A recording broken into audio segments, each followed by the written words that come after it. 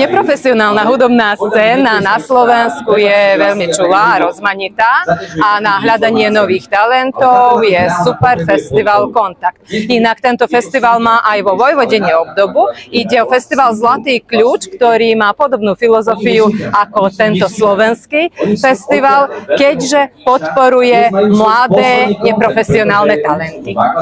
Kontakt je vlastne súťažná prehliadka neprofesionálnych jednotlivcov, dvojíc a hudobných skupín v rámci populárnej hudby na Slovensku. Má niekoľko vlastne súťažných kôl, regionálne, krajské a dnes tu vo Veľkom Krtíši celoslovenská súťažná prehliadka.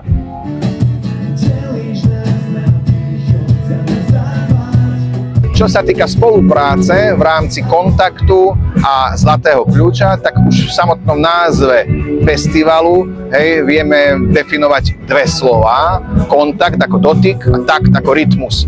Takže ja si myslím, že prepojenie týchto dvoch festivalov je absolútne nutné, nakoľko rozprávame jedným jazykom a sme si veľmi blízki. Tak si buďme ešte bližší.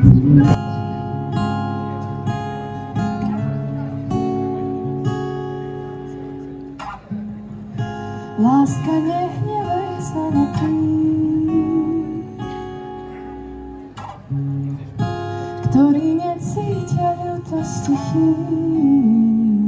Prečo práve hudba ma najviac baví? Tak asi vnímam, že skrz tú hudbu sa viem vyjadriť asi tak najintenzívnejšie, aj najosobnejšie a je mi to asi najviac srdcu blízke. A cítim, že je to smer, ktorým sa mám uberať a je to smer taký, ktorému sa mám v živote venovať. Svojou hudbou by som chcela odovzdať hlavne emócie, ktoré ani niektoré som cítila pri ich písaní, ale emócie, ktoré cítim, keď tú pieseň alebo keď tú hudbu hrám. Lebo verím, že každý človek si v nej dokáže nájsť niečo to svoje. A myslím, že aj keď síce tie moje skladby majú možno taký trochu melancholickejší charakter, ale verím tomu, že je dôležité, aby to človeka chytilo za srdce.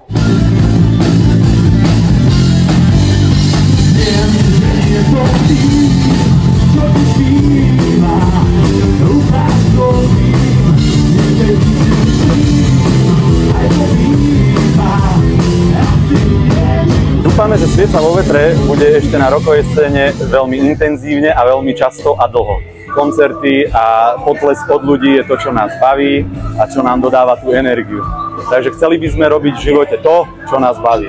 A to je hranie. Prečo hráme práve rockovú hudbu? Lebo každý z našej kapely je náš 5 členov a každý počúva nejaký iný štýl. Jeden metal, ja folk, ďalší pop tam nikto nepočúval, ale je to taká stredná cesta, tá rocková hudba, každý sme sa spojili a nemohli sme hrať každý, čo chcel podľa seba, takže toto je taký kompromis, kde nám to všetkým vyhovovalo.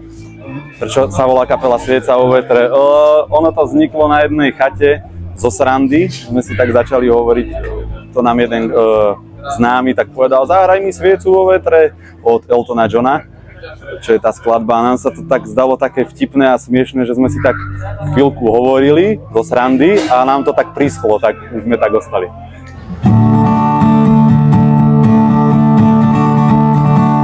Zas nastal ten čas, čas nočných prechádzok,